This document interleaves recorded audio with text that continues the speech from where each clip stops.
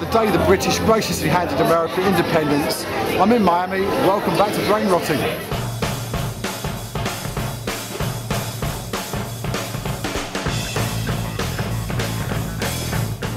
I've heard that if you break down in Africa... I thought suddenly the bumps had got so much worse than they were before. Then I realised it was my shock. BMW can courier you spare parts within 24 hours. We've managed to get Claudia's bike picked up today to get it to Khartoum. Looks like we've got 2 shocks going to Khartoum now. That looks like it's settled. But if you need to buy spare parts from BMW in Ecuador, it's quicker to get on a plane and fly to Miami and get them. No, Charlie do. And in fairness, that blown rear shock wasn't a BMW part. But be under no illusion, once you're in Latin America, BMW are about as useful as a chocolate teapot. With my water pump fixed, I headed south past active and dormant volcanoes before getting lost somewhere near Kuelap. Hola.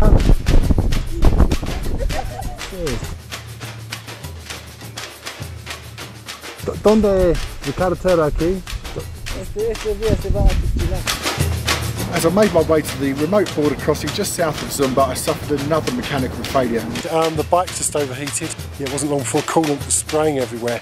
The road is a construction site all the way along, so I've been struggling along in the first and second gear. It's not a good sign, mainly because I'm so far away from anywhere where I can get parts. Okay, I've limped my way along to the Ecuadorian and Peruvian border, so I'm back to cross into Peru, my 13th country. When I think of Peru, I think of the Andes, the Amazon and the Incas, but also some of the most corrupt police in South America. So let's hope I stay clear of them on my travels. It was another 50 kilometres as the Condor flies before I reached the first town of any significant size, San Ignacio, where I had my radiator fan motor rebuilt for $8 by these guys.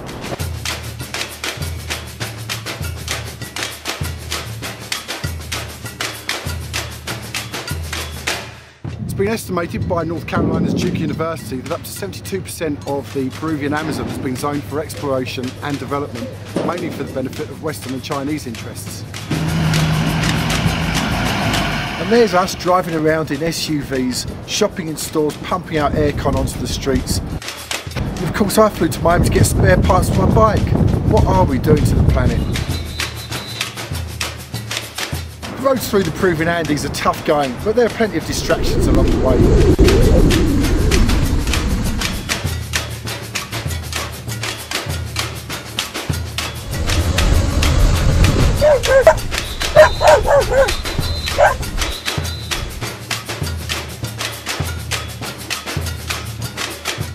There's nothing better to focus the attention than sheer drops and winding roads. I'm on my way to Cajamarca today. It's about 250 kilometres and I'm being told it's about 6 hours on the bike. It's necessary on the corners to use your horn, but you are rewarded with some pretty spectacular views along the way.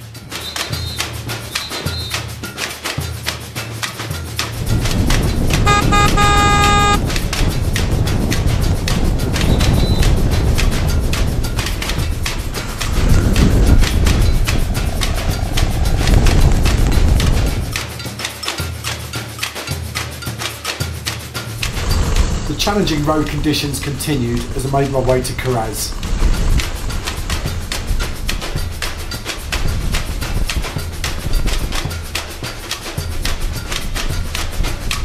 Thankfully all my accidents have been at low speed when I lose balance of the bike.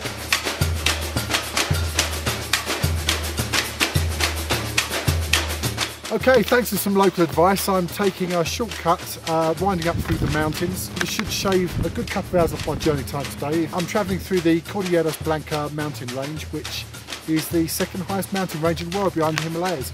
It's got a whopping 22 peaks over 6,000 metres, which I believe is about 18 or 19,000 feet in old money.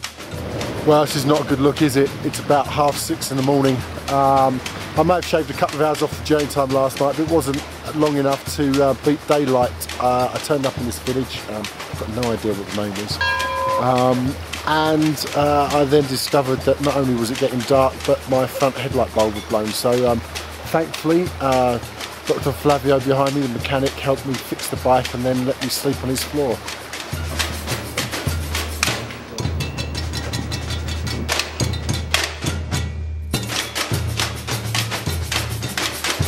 So when the Amazon's not being destroyed to benefit our unquenchable thirst for energy, Peru's doing a fantastic job of destroying the planet too. This picturesque town behind me is La Arroya. It's the centre of Peru's smelting industry and is also one of the 10 most polluted places on the planet. Whilst they might do next to nothing to stop the pollution here, at least they built a brand new sparkling hospital to treat the symptoms. Come to Nasca, named after the redneck's favourite motorsport, to get a bird's eye view of the mysterious lines and shapes that have been left in the desert here.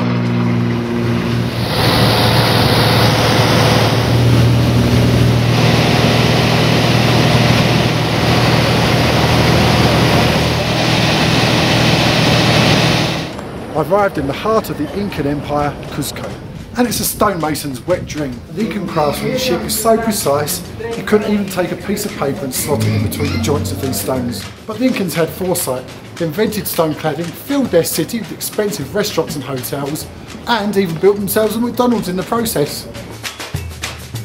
I'm only joking. Cusco's absolutely beautiful and the highlight of most people's trips to South America. If you've not been, you should put the effort in and get yourself down here. But people like Cusco so much because it gives them access to the sacred valley and a wealth of Incan heritage. Here, for example, you can see some perfectly preserved Incan terracing where they perfected their crop cultivation skills. Or you could visit these impressive salt pans, still in use and being mined today after hundreds of years.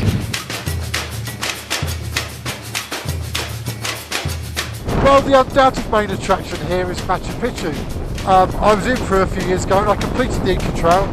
So returning on the motorcycles given me the opportunity to visit some of Peru's other archaeological heavyweights. Like Kuelap in the Amazonas, Peru's answer to Cambodia's Angkor Wat.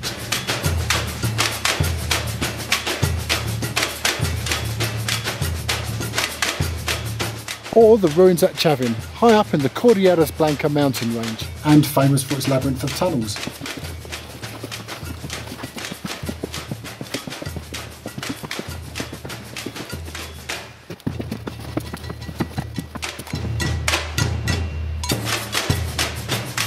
And finally, because I know you look forward to this part of Brainrotting,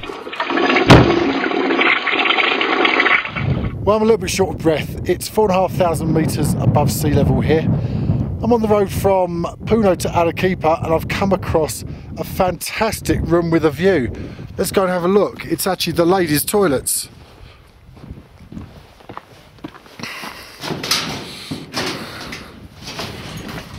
Oh, that's a beautiful view. I'm not sure about that. This month's toilet of the month.